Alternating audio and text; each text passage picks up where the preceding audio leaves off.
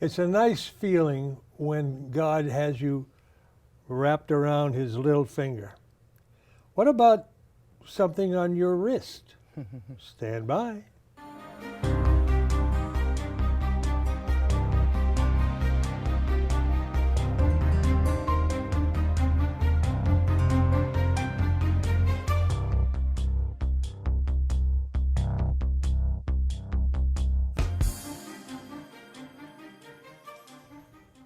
Hi, welcome once again. That's assuming that you've seen us before. I hope you're a regular viewer.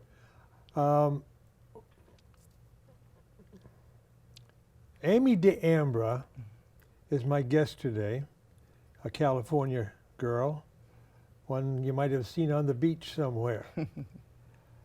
She is connected with my saint, my hero. Do you have a hero saint? Well, we've got something that might be of interest to you.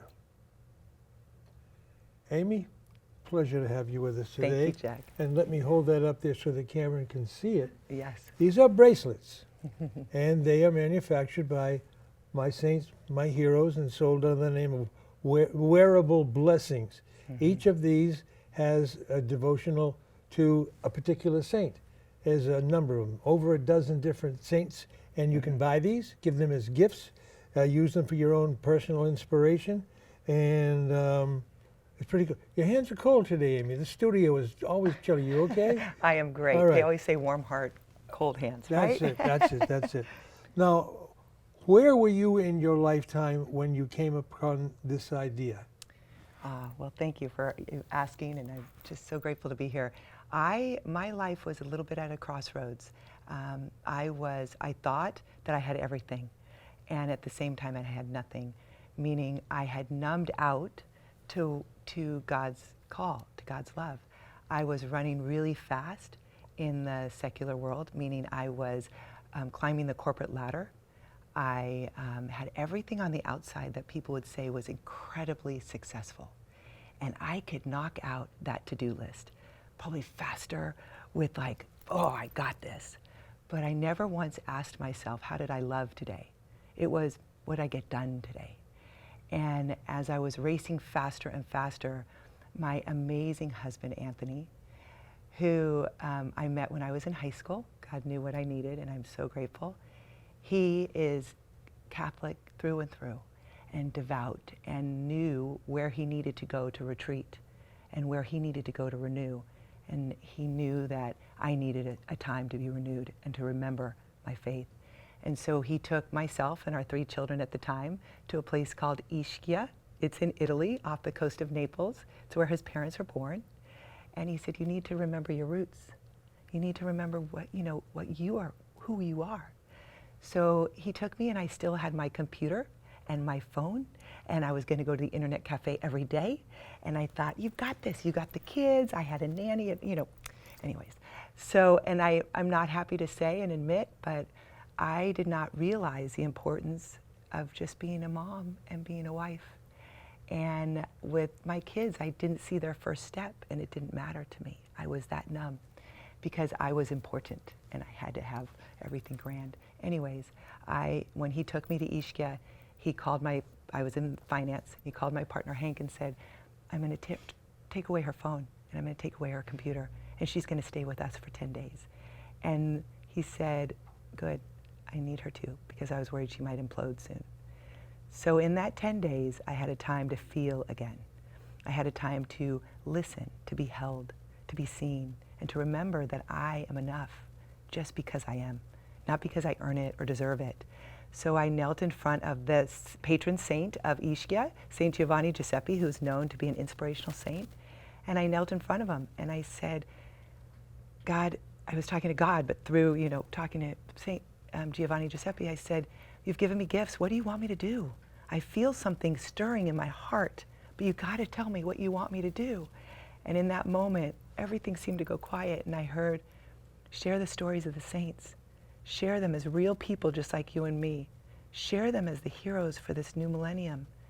And remind everyone, especially the youth, that they're called to be saints. And all saints were real people that walked this earth in union with Christ, and miracles happened. Share our stories.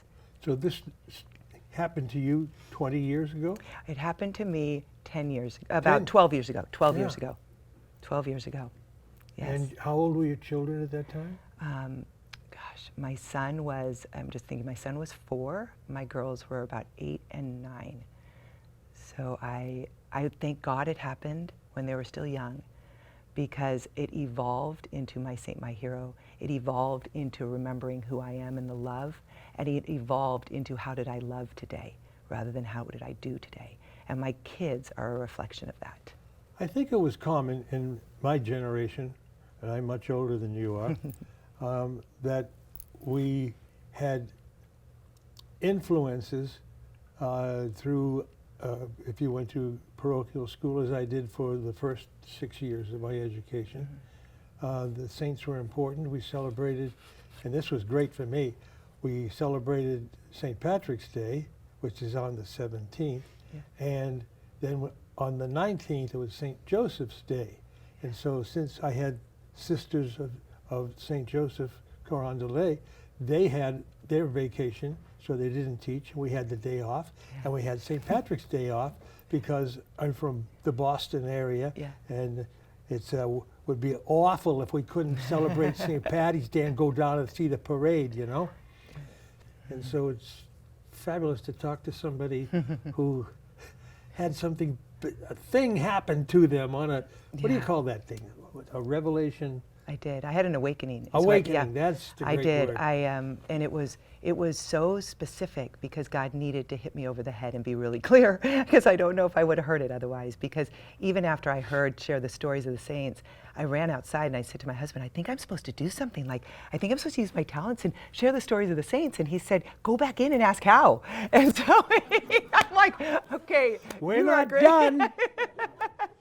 I'm like, you are a great man. So I ran back in and I asked how, and it was, make it hip and cool, make it jewelry. It was that clear. I've never done jewelry before. Make it something tangible, and use sacred metals, and share a story of the saint, just very briefly, maybe just their virtue on a little tag. So that's how they all started. Like, Benedict is blessed. Archangel Michael has the word protection on it. Just very simple. So just make it hip and cool and fun, and we will do the rest. And I was like, got it, I can do that. And it was quite a journey, because when I went back to my big corner office in Century City, and What floor? mine was on the 12th. Oh. Yeah. So, and I had a beautiful view, and we were just about to move into Beverly Hills with another big corner office. And when I sat down at the desk, I thought, no, I'm actually meant to be here. I'm not supposed to go into this jewelry business and leave all this behind. I could do more here. I can work here, make money, I could donate, I could do that. And I sat on my desk. I'd been gone for now 12 days. And on my desk, I kid you not, it had been cleaned because, they had crew that would clean it up, whatever, was a medal of St. Anthony sitting right on my desk, right in the center. A medal of St. Anthony sitting on my desk, right in the center. St. Anthony is my patron. I'm telling you, then miracle after miracle would happen like that. And I was seeing it because I was awakened. I was listening to God because I could hear again. And just whenever a roadblock would come, it was almost as if he was telling me, get down on your knees, do you trust me? And I would pray, and instantly, because it had to be instant, because I would have probably gone back the other route if it wasn't. Instantly in that moment, something would happen. And I went to, I said, I need to figure out how to make these. And I was invited to a pilgrimage to Maggiore. I went on a retreat in Maggiore. My spiritual director gave me a little baggie of Benedictine medals and said, on this new journey, as you're awakened, you need to have a Benedictine medal because it's a cross of protection. So you could feel protected, so you could be vulnerable, because it is, you've been blessed and you've been immersed in your faith your whole life. When you shift, it's scary. You feel vulnerable, you feel raw, you feel like you're out of control, because you are no longer in control. And it's a beautiful freedom, but it's also, you feel like you're free falling. And I wasn't sure if my wings would ever sprout. And so he said, you need to have this on you so you could feel protected and safe, so you can continue to allow your heart to open and don't feel like you have to protect it. Because the crazy thing is, as I wanted to protect myself, I was closing myself down. Where if I was just opening up to all that God has, that freedom, then I was ultimately protected. and I had to use something as a reminder. As you can tell, I still need a lot of reminders. But and so he gave me this baggie, and I met Anita in Maggiore, who was weaving at the base of Blue Cross for pilgrims, and she wove 10 metals into our very first Blessing Bracelet. That's amazing. You know, a lot of people, and you were lucky. You had that day, that awakening, that real separation from Yes. the life you were living, and then a whole new thing that you're going to. I think it's important for us to, every once in a while, to say, I'm ready to hear if you have anything to say, you know? Truly. That kind of thing, a regular prayer. I do it. I've learned that I have to practice. I have to practice constantly. Maybe because I'm not, it's kind of new still for me, but I have to practice, and I've had to learn how to. And the amazing thing about our Catholic faith is there's so many tools. The rosary became my first tool. And just by praying it, it's quieted me a little. And then I've had to practice waking up in the morning early so that I could have that time. Yeah. But we do get a feeling of protection and support from something like that. And I think this is terrific. Yeah. And I'll tell you about that. Operation Gratitude has been sending bracelets to troops, and they're made from paracord, and it's been something that they could use for protection. We'll be back in a couple of minutes with Amy to talk about how you make these things, how they get to where they go. Stay with us. Do you want to fall in love with God? I'm sure we all want to. The book of Psalms contains the directions. Thousands of years ago, people like you and me talked to God out of the depths of their hearts, revealing an intimate love. Psalms are the expression of the faith in God by people around 3,000 years ago. God was not a mere abstract creator, but was present, involved, and a real person of power and emotions. Now, when we read or listen to the Psalms, we can know the intensity of this love. Entering into the influence of the Psalms, we can find a path to know and love God. To know more about the Psalms, you should get a copy of Father Mike Manning's booklet, The Psalms. It will help you to understand the 150 Psalms better as he has categorized them. He uses the technique of acts: adoration, contrition, thanksgiving, and supplication. Get your copy today and know the categories. Learn to pray with the Psalms. Call the number on the screen or email us. You can also get it through our website. Get your copy today. Welcome back. We're with our guest today, Amy D'Ambra, who has founded My Saint, My Hero. And we've talked about how she had an awakening in Medjugorje, of all places, and then has led her to maybe I would call it a mission, and has probably been very, very helpful to lots of people for lots of reasons. Now you've got these beautiful bracelets, and they're made in Maggiore. Medjugorje, but the metals come from Italy. Yes. And the weaving was taught by some woman in Medjugorje. And now, where are they made now? They sent, there's 3, 4 different pieces. They all assembled in one place? The medals are made in Laredo, so I love the fact that the medals are made in another sacred, like, pilgrimage spot where the Holy House is. And they're made by a family, deep Catholic faith family. And then they actually pilgrimage, like they take a pilgrimage over to Maggiore. And in Maggiore now, we have about 3 villages of women weaving the bracelets for us. Really? To keep up with this beautiful request of bracelets. So I'm so grateful to that. And a lot of these women have truly risen above poverty because of this work. So it's been a beautiful gift back in, it's a reciprocal gift. So as much as we are so grateful to receive them, they are so grateful to receive the work. And they actually pray as they're working. They're kind of working in a community. So they gather the metals and the thread, and they work in community together. And I've been there many a times and worked with them on those tables. And they work in community and pray. And then they send them to our office in San Pedro, where our community, we pray every day, Angelus. We try to do noon. It just depends on how the day goes. Yeah. And then we put them all on the card, and the card has a prayer. So each one, that you're looking at the blessing bracelet. Like this one. Yeah, and it says, wear this bracelet as a reminder that God has given you a mission to make the world a better place. And you can choose to fulfill that mission by using your hands to do good. So it's a reminder that each person has been given that mission. Well, I know personally that that thing about we're here to make the world a better place, and art is to move people in one direction or another, and this is art. Not is it just a manufactured piece, this is art, and it is blessed. Who blesses that? Well, we always recommend that when people buy them, that they have them blessed by their own priests and then give them as a gift that's been blessed by their priest. But we actually, in our office, just because we want to make sure that when people receive it, they receive the love and the prayer. And so I have a spiritual director that comes to our office once a month and makes sure to bless the articles. Archbishop Gomez, we're in LA, so Archbishop Gomez has come to our office before. Wow. He is amazing. He's given us an informal imprimatur, and he invited us to meet with Pope Francis, and Pope Francis saw all the medals and blessed them, and we were selected to be the official medal maker for the World Meeting of Families in Philadelphia when he came.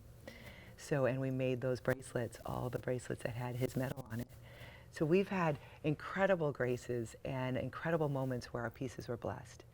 And we try to stay on that, but our biggest thing is the bracelet. We don't talk about that part of it because that's kind of just what we do in our office and we pray with them. But the most important thing is that when somebody gets it, to have it blessed and then give it away. And it's all about wear it and share it, you know. Yeah. How much would it cost to buy one of those? They range from $16 to $32 is like our average price. And then we have this beautiful necklace. I usually always wear her, but it's a hand-carved crystal from Swarovski, and that's our most expensive piece, and that's about $200. Wow. Yeah, that's not what we sell a lot of. I imagine. But even so, are there precious metals in there? What is the metal? Well, we have some that are sterling silver. I'm actually wearing one that my husband and I both wear, this one from our 25th wedding anniversary, which was 7 years ago. I never take mine off, so I go in the shower, I swim with it, I just always have my protection on. But the majority of them are just a rhodium metal with a plating over it. So they're all nickel-free, lead-free. We've had to go through much of the security and all that, and all of our pieces are good for anybody 5 and up. So. I hope you won't be embarrassed by my connection between your bracelet and Wonder Woman. Never. Are you kidding? I would love that. Wow. This is my wonder and my talk armor. about that. Yeah. Interesting. Well, throughout history, people have sacred amulets, they have crystals, they have other manufactured pieces of art that are meant to be protective for them. This is really cool. Yeah. I would like to have one. Well, I have one for you. I have a couple of them, and I know you were talking about paracord, which is I love, and as I said, my dream is to get an Archangel Michael bracelet on all of our military. My son, who's 18, he's a water polo player, just yesterday got his official admission to the United States Naval Academy. So I have I always knew he was going to be he has a servant's heart. I thought he was going to be a priest, maybe still, but I knew that he needed to serve or wanted to serve, and so this is a big day. He'll be the king of Crab Town. But we have that's kind of similar to the paracord. Yes, and it then is. and that's, men love to wear that one, and then we have the 10 metal, which we can use as a rosary as well, which I love, and men wear this one as well. It just depends on my husband wears, now you say Wonder Woman, he also wears them now kind of stacked as well as her armor of faith, and And I love that you said that, because my prayer is that every woman that wears it would feel the wonder within, which is God's love so much inside of each one of us, you know, and that we feel like I am loved. I am a child of God. I'm And a daughter. it's also, it's a circle. Yeah. Oh. It's a circle. And so we are inside God's protective circle. We have the walls. We have the gate that opens and closes. We have a reminder on the outside. This is pretty cool. I love that. Yeah.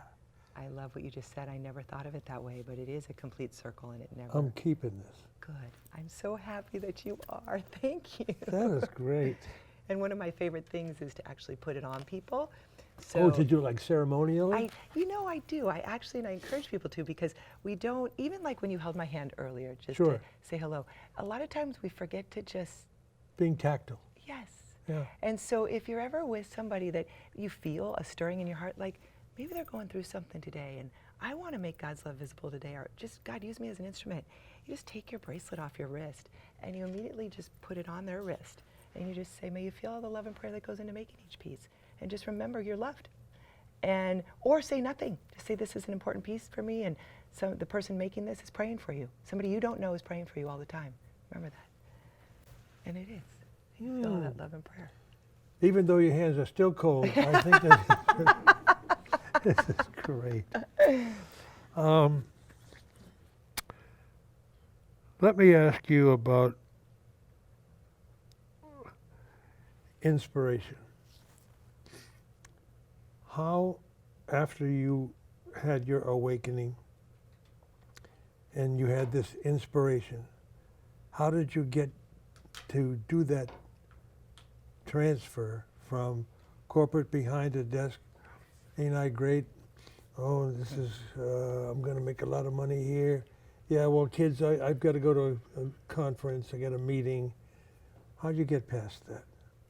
I would imagine after coming from here and you want to go to something that is humbling, how'd you do that?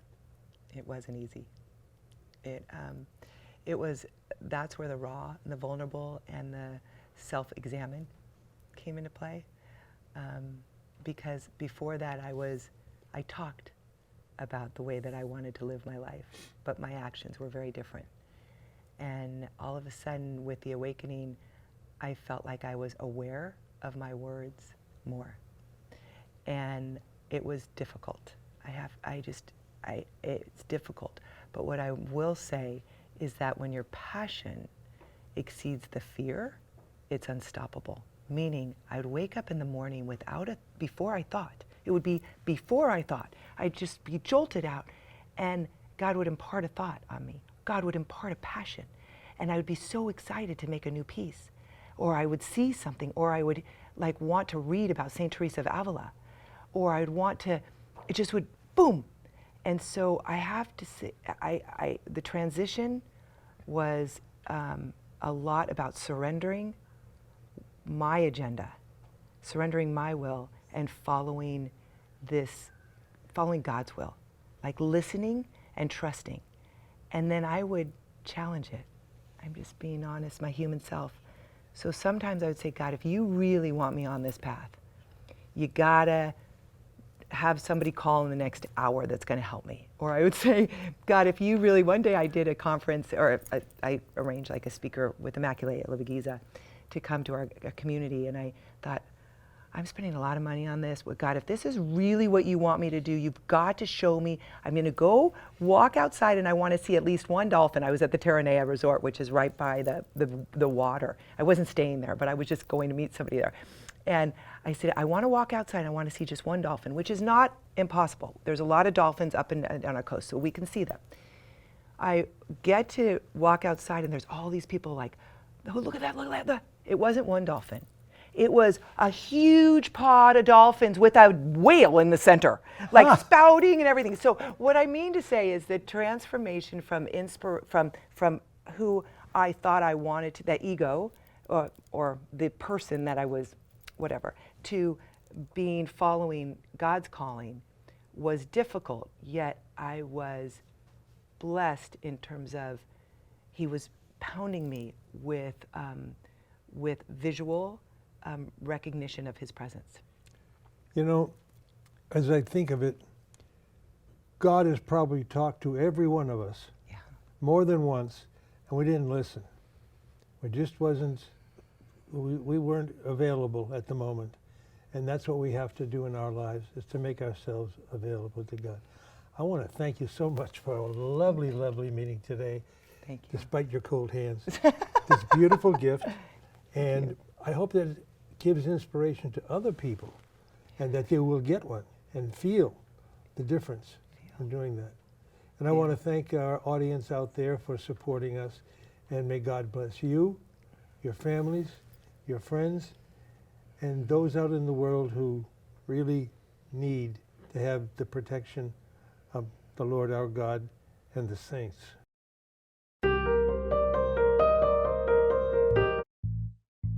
Do you want to fall in love with God? I'm sure we all want to. The book of Psalms contains the directions. Thousands of years ago, people like you and me talked to God out of the depths of their hearts, revealing an intimate love. Psalms are the expression of the faith in God by people around 3,000 years ago. God was not a mere abstract creator, but was present, involved, and a real person of power and emotions.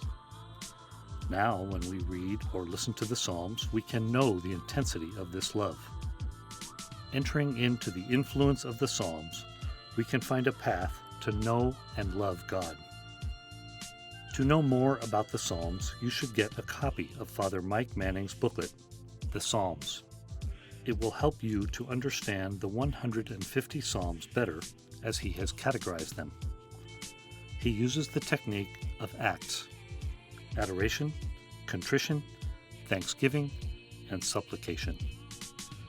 Get your copy today and know the categories. Learn to pray with the Psalms. Call the number on the screen or email us. You can also get it through our website. Get your copy today.